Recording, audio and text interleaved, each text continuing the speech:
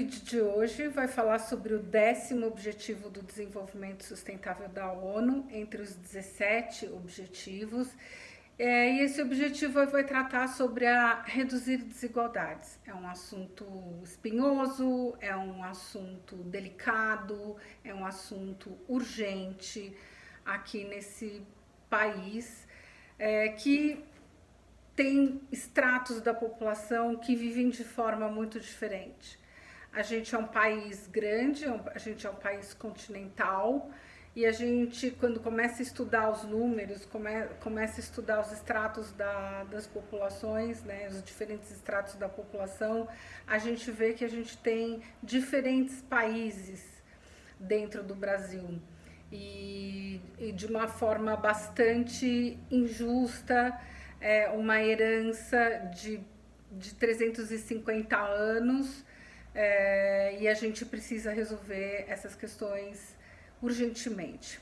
Bom, esse objetivo ele vai tratar sobre as políticas de distribuição de renda, né, como é importante a gente ter uma política de distribuição de renda, vai falar também sobre leis adequadas e não discriminatórias para proteger os diversos estratos, e vai falar também sobre a proteção salarial, né, principalmente quando a gente diz da proteção salarial das classes da base da pirâmide. Agora a gente está vivendo um momento de pandemia e a gente está vendo o quão é necessário e urgente que essa população da base da pirâmide receba, por exemplo, a ajuda emergencial, sem a qual fica difícil de sobreviver no dia a dia, uma vez que as pessoas estão com dificuldades de arrumar emprego, né, pela questão da economia, e basicamente estão tendo também uma demissão em massa justamente por causa da economia.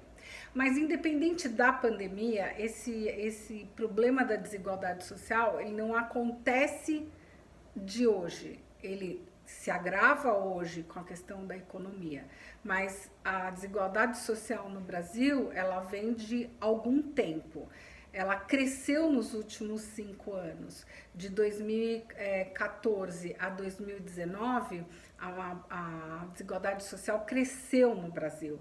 Então, assim, a gente tem um dado aqui que eu queria mostrar para a gente fixar um pouco esses números. É um dado do IBGE que mostra que 10% da população com renda mais alta tem uma média salarial em torno de R$ 6.600 e 40% da população com a renda mais baixa tem uma renda média de R$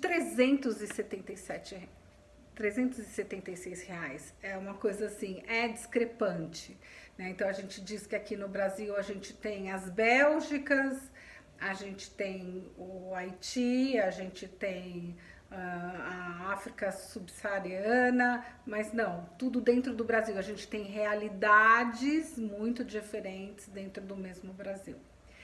E isso é muito esquizofrênico, a gente pensar que somos a 9ª economia do mundo, o 9º país mais rico do mundo, e a gente não está nos top 10 países no que diz respeito ao Índice de Desenvolvimento Humano, ou como a gente chama de IDH. Não estamos no top 10, não estamos no top 20, não estamos no top 30, nem no top 40, estamos na posição 79 entre 100 e poucos países, com a 9ª economia do mundo. Bom, vamos entender como é que a gente elimina as desigualdades. A questão é muito simples, porém difícil de ser executada. A gente elimina a desigualdade com iguais oportunidades, dando igual oportunidade a toda a população a ter acesso da educação.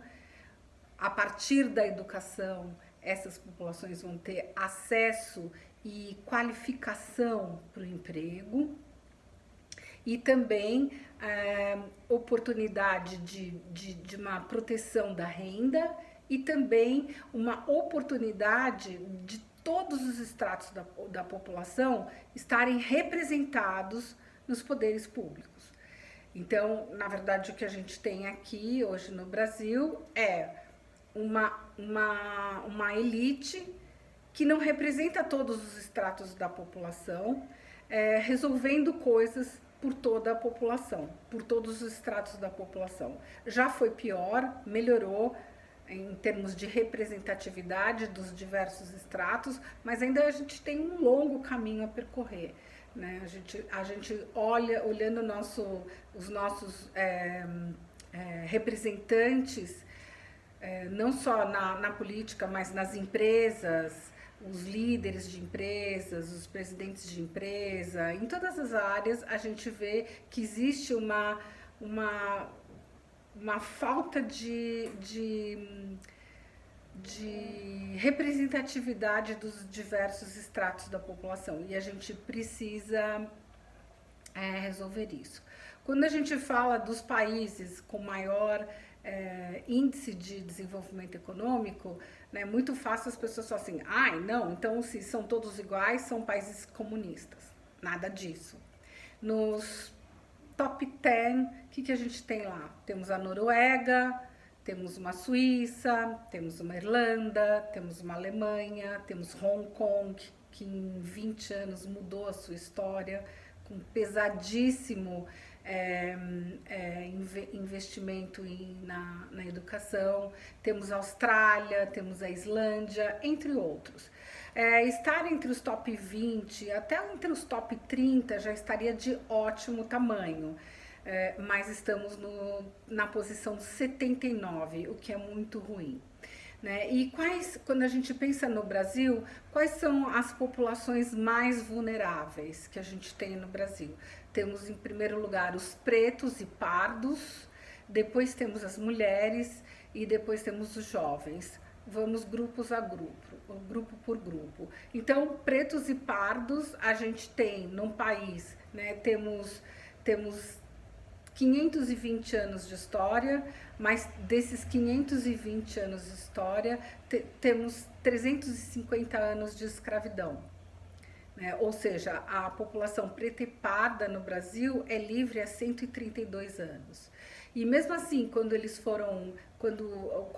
houve a libertação dos escravos no Brasil, em 1888, o último país das Américas a libertar os escravos, não houve um plano para que essas pessoas continuassem suas vidas. Simplesmente eles foram despejados. Ah, ok, você está livre, se vira nos 30.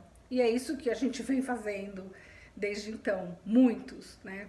Pouquíssimos privilegiados entre os pretos e pardos tiveram uma mudança na vida através da educação, através do desenvolvimento do talento e de alguma expertise. Mas isso são agulhas num palheiro, a hora que a gente olha o Brasil com o tamanho da população que a gente tem.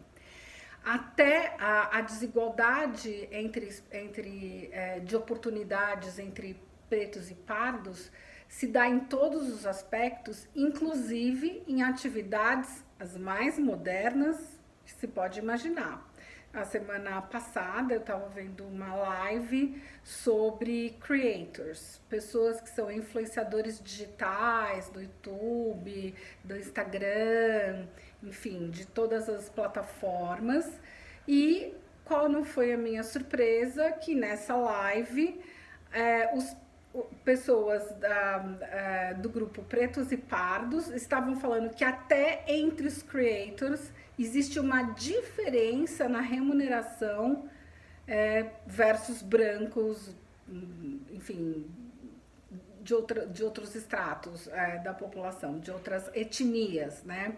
E se a gente for ver no Brasil, né, a divisão étnica do Brasil, a gente tem 47% de pardos, 9,5% de pretos, 43% de brancos, 1,1% de amarelos, né, de asiáticos, e 0,5% de indígena. Ou seja, pretos e pardos são a maior parte da população, e por conta desta herança colonial escravagista, nesse tempo todo, não estão conseguindo se igualar em termos de condições das outras raças, né?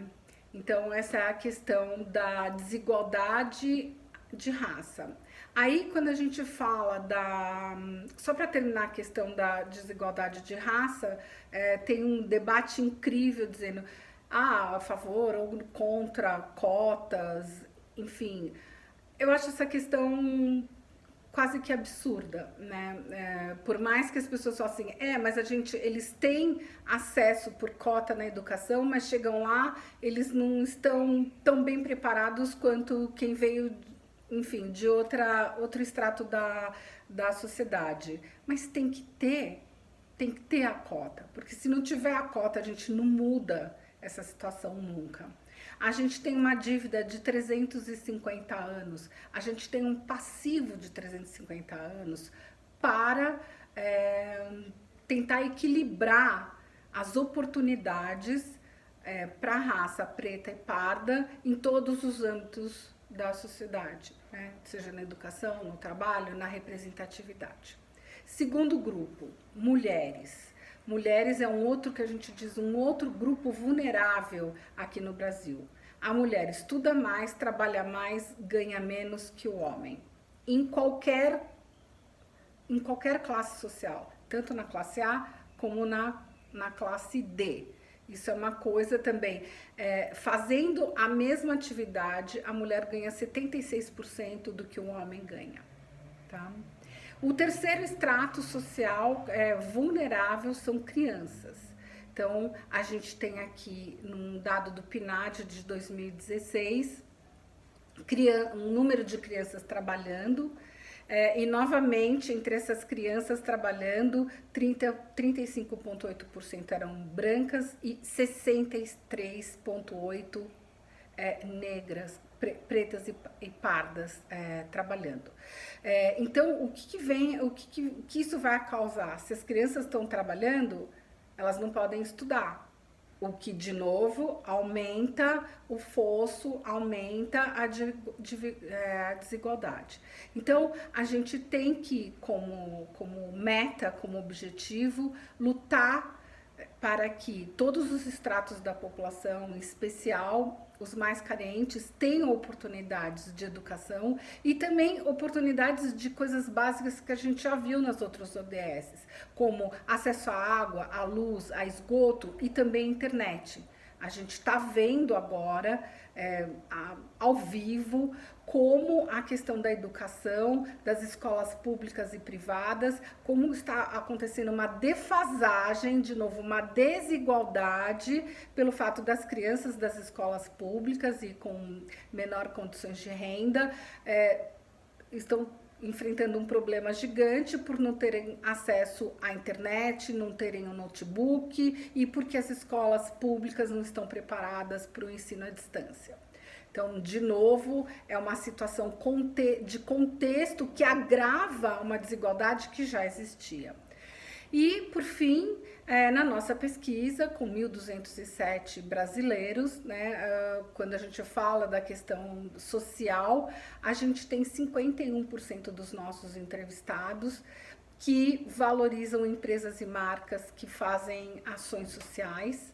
A gente tem 37% dos entrevistados que valorizam empresas e marcas que são inclusivas nas posições de comando, seja com etnias pretas e pardas, seja com mulheres no comando.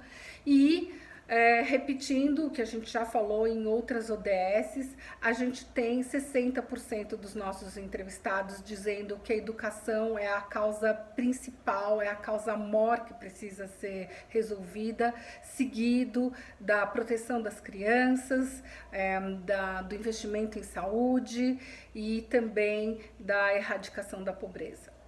Então, é isso, a gente só reduz as desigualdades dando iguais oportunidades a todos. É simples como isso, é uma conta matemática. Isso não significa fazer com que todos ganhem iguais, mas que a base ganhe mais. Obrigada.